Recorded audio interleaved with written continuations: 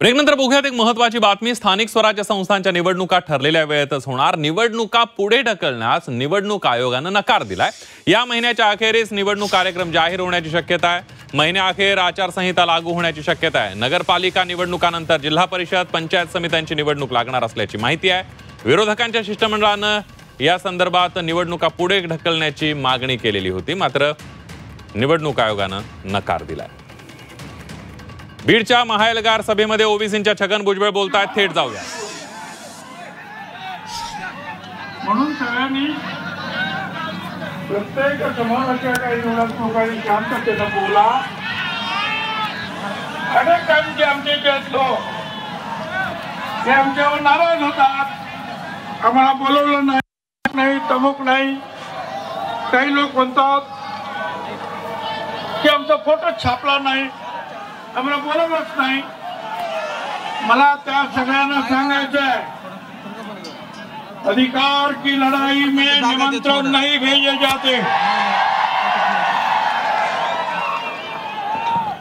जिनका जमीर जिंदा है वो खुद समर्थन में आ जाते हैं। हमारे हक पर जहां आंच आए तो टकराना जरूरी है। तुम जिंदा हो तो जिंदा नजर भी आना जरूरी है। मला तुम्हाला सांगायचं सगळ्यांना, काही लोक कदाचित आपल्यामध्ये घुसवली असण्याची शक्यता आहे। मी असंही ऐकतो की काही सुतळी बॉम्ब घेऊन आलेले आहे, ते काहीतरी गडबड करतील, त्यांना तिथंच दाबायचं आणि गपचूप पोलिसांच्या हवाली करायचं।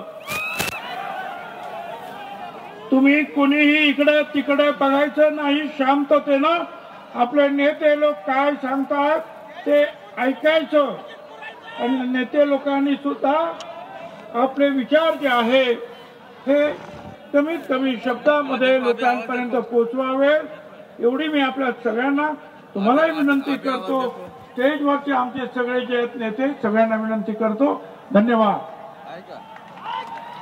धन्यवाद साहेब। यानंतर आमचे सहकारी सत्संगजी मुंडे यांना विनंती करतो की या प्रसंगी आपण थोडक्यात आपलं मनोगत व्यक्त करावं। सत्संगजी मुंडे। आजच्या या